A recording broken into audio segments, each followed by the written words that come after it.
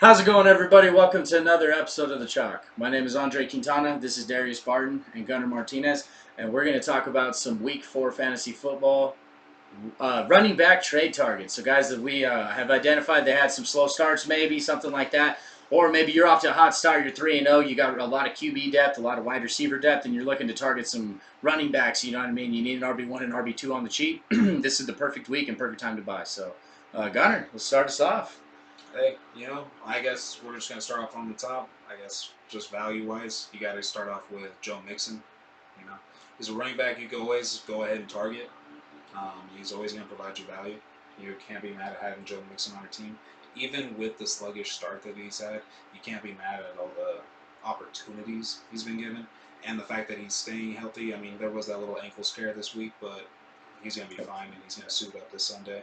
So outside of that, you really just got to be confident in the fact that that scheme and that offensive scheme is really starting to pull together, and they're really starting to click. And with that clicking, should go ahead and start Joe Mixon's resurgence in fantasy relevance, because hopefully, I mean, especially as a guy who has him in a couple leagues, I really do hope he starts to come back out, and it really does track with the numbers if you really follow him, that he should start to come out. And they really don't have anybody else to fall back on. I mean, Samaje Perine is going to be there. My only issue with them is how many weapons they have on their offense. How much can they run the ball with Joe Mixon? How many targets is he going to get in the passing game? They have three top wide receivers on that team that all get targets. That's going to hurt his production a little bit. With him going further in his career, I think his production is going to drop off slowly and slowly. It's not going to be significant, but I don't see him being like, what would you give for like value for AJ Brown, man? I think honestly, if you're a solid receiver, you sit there, you got Diggs, Cup, something like that, plus AJ Brown, Jefferson, plus AJ Brown, boom, AJ Brown for Joe Mixon. I think that honestly gets the job done. AJ Brown's come out; he's had a solid season so far,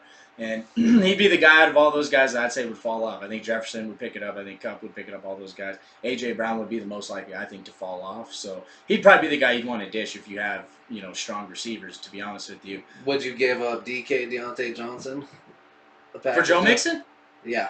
Oh, in a heartbeat, bro. If they would take that for Joe Mixon, I would take that shit all day, man. Deep at wide receiver. Hell yeah, man. No, dude, Joe Mixon is a phenom, man. He's had 20-plus carries twice so far this season. He's had over 7 targets once. So, honestly, man, he's in a good situation. Like you said, there's a lot of mouths to feed there, but the games he eats, he will eat. Now, last week he did have 2.0 yards per carry, not exactly what you want to see. So, it was honestly pretty sad. Now, let me ask you this. Who would you have higher, Eckler or Mixon? Who would you rather have? Mixon all day. Austin Eckler, man, there's I don't know. The thing is, down there in San Diego, they're just having a hard time. Justin Herbert, his rib cartilage, all that, and man, Rashawn Slater being out for the season. They have a hard schedule. They're in a tough division, so they need to win. They need to win now. The pressure's going to get to them. Keenan Allen's been out, though, so you got to think that's putting a lot of pressure on Eckler. Once Keenan Allen's back, he's going to get some pressure relief from him. I think he's going to come back. Well, true, but who do you project being higher at the end of the season? Eckler.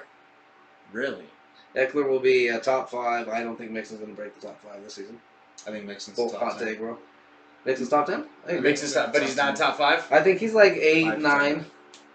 I have him on the lower end of the top 10. You sub Eckler making the top 5. I don't know. Is the RB33 right now, man? I don't see a way that Eckler gets back into the top 5. Dude, it's Eckler, bro. You see how many targets he gets, how often he rushes the ball. I know, but you see the defenses he's going to play, man. Even Kansas City's defense looks a lot better than we thought it was going to be before the season.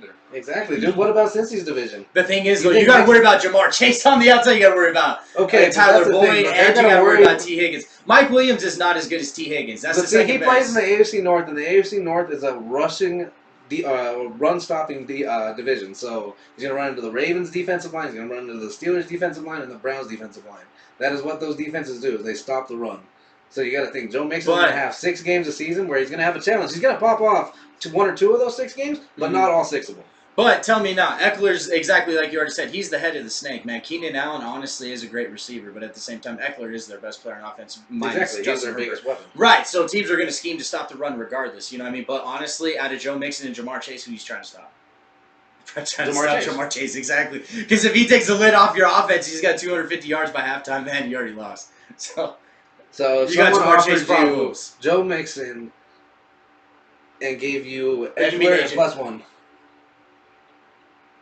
Honestly, I mean, If you got Joe Mixon and you wanted Eckler, I think honestly either way, I mean the other person would probably make the trade. I don't know if it really helps either team, to be honest with It's you. just a straight up swap. I don't know if it really helps. I guess you're banking on touchdowns because both guys have gotten yards this season. Neither one of them has a touchdown. Well, I have Eckler also as in one of my other trade targets. The end is the exact same scenario that Joe Mixon's in.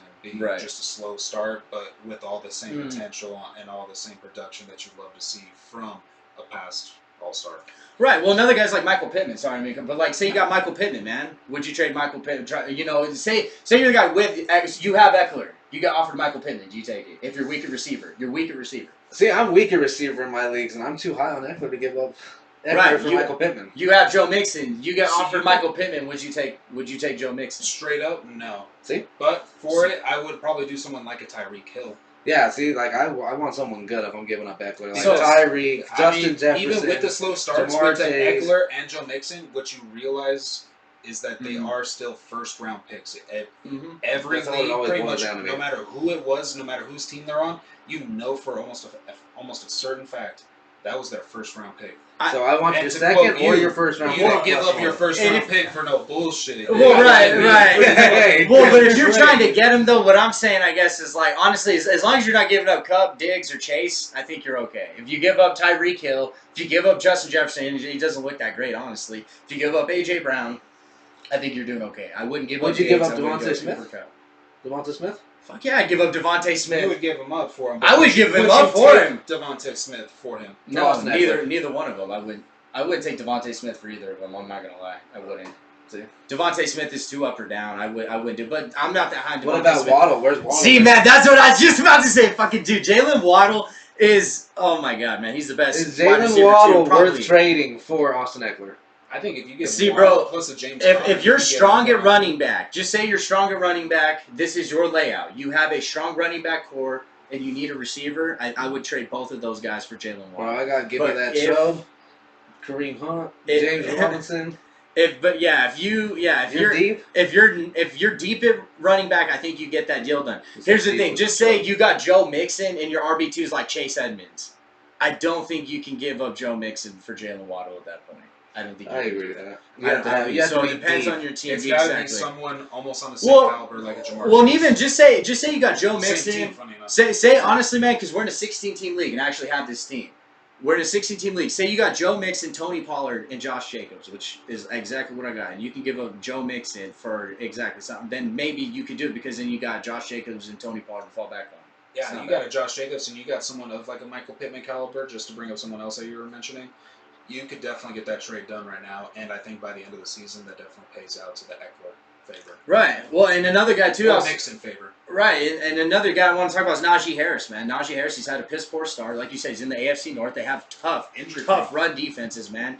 And they're trying to figure it out with their quarterback. Yeah, they're trying to figure out what the hell they're going to do. But to be honest with you, come week 15, 16, 17 in the playoffs, are you betting on it?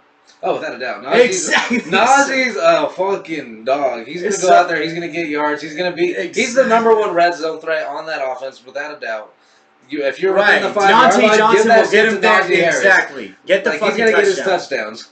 So right. So what do you give up for him? And is honestly see a Tyreek Hill for Naji? Is that too much?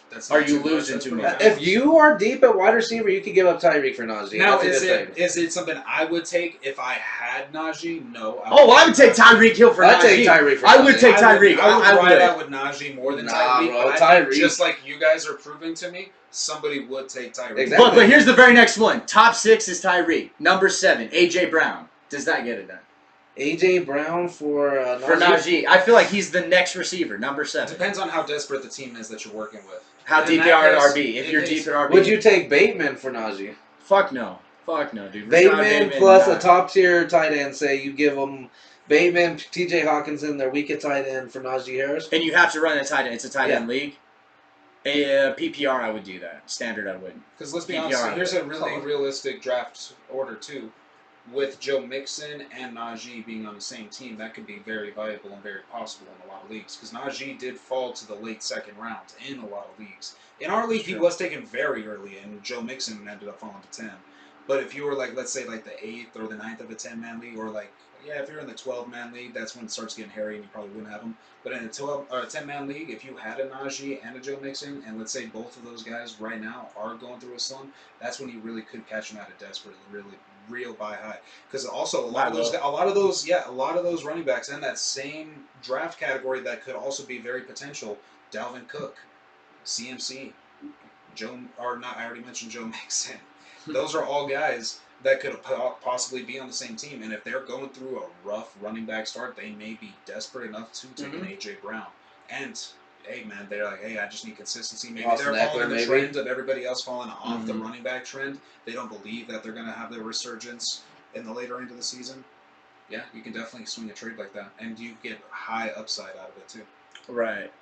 Right. Does anybody have any mid-level running backs that they were? Someone I'm huge on is Cornell Patterson, dude. Cornell Patterson, dude. Yeah. Cornell Patterson, dude. He runs the ball. He catches the ball. He's just an all-around threat. He's got like that Debo Samuel type field goal. He does. So it's like he's gonna get you points regardless. Huh? Yeah, he's a multi-versatile tool. If you can sell high on him, you're really deep at running back. Give up like James Conner, maybe Miles Sanders +1.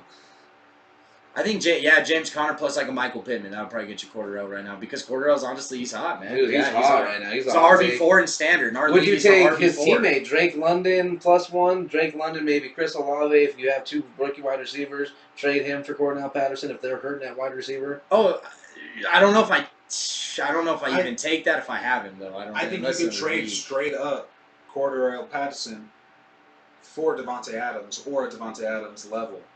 Someone who is of that caliber, top 10 caliber, but would you give up Davante for him? If someone's stressing with Davante, because Davante is so slow, they're 0-3, exactly.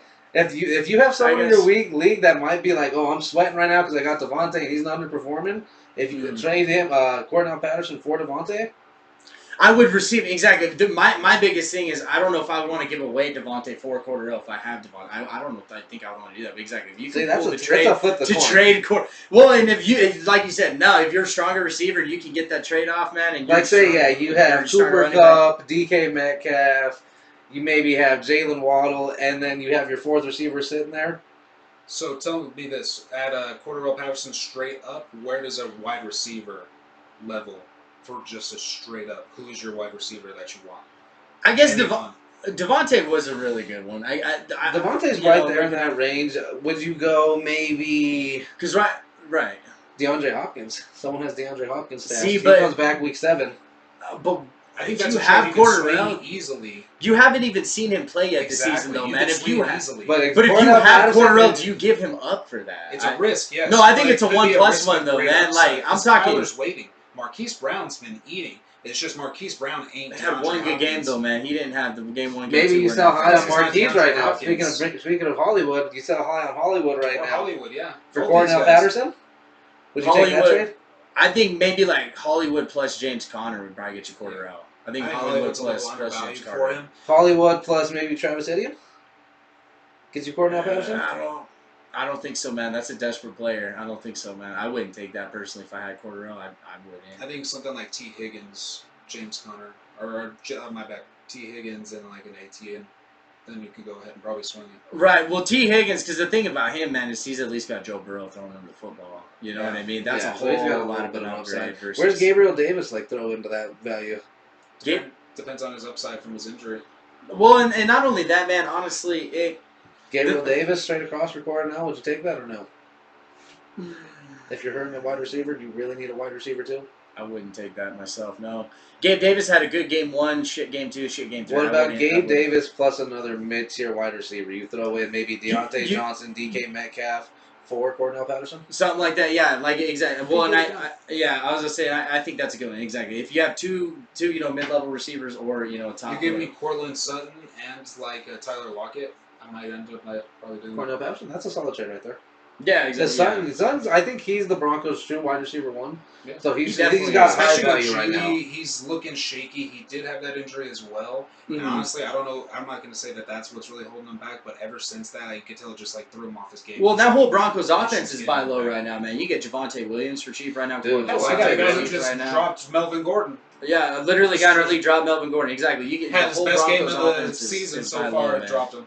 Yeah, the whole offense. I wonder how many of us have. I would go for Javonte right now. Dude, and Javonte, man, I mean, just think about him. I mean, that probably doesn't take a whole lot to get right now, man. If you're sitting on two good quarterbacks, you got Mahomes and Aaron Rodgers, man. You could probably swing Rodgers and fucking, Pittman for Javonte Williams. I don't even know if you need to go that far. That's to be honest. a great. silly. That's actually pretty. That's a great target right now, man. Honestly, Yeah. you couldn't probably even swing someone. Well, if Melvin Gordon goes down, he's easily a top 5 RB. He's going off for built. 1,000 yards. He's built for that shit, Gordon's man. And Gordon's injury prone. Well, and I'm not saying, I'm not calling for it, but one thing, if he goes down for 2, man, he's our best player on offense. Let's just be real about it. Javonte Williams is our best offensive player. I really like Sutton. I'm sorry. Over Javonte. I'm not even a Broncos fan, but Sutton's just I don't he know, has man. years of production. That Javonte's I coming don't off his know. rookie season. I need to see if he can be consistent this year. Well, the thing is, man, Sutton hasn't been on the field because he's injury prone. So it's like, But when he's on the field, he gets points. So is Javonte. But let's see. No, I feel like I just wish he had more opportunities. I just wish he could get to that 20 carry mark. You know what I mean? He's really sitting at the We'll 8 see to 12. once he gets in that higher carries. Well, yeah, he's gonna be sitting at 8 to 12 carries, 5-day targets for him for really the foreseeable future until kind of get a little bit, a shake up. But So he gets 2 touchdowns in a game. right, well, right on, guys. Well, that sounds like our trade targets for Week 4. Don't Chalk forget it up about to the Devin next time. Singletary. Oh, J.K. Dobbins, Ravens Nation, bro.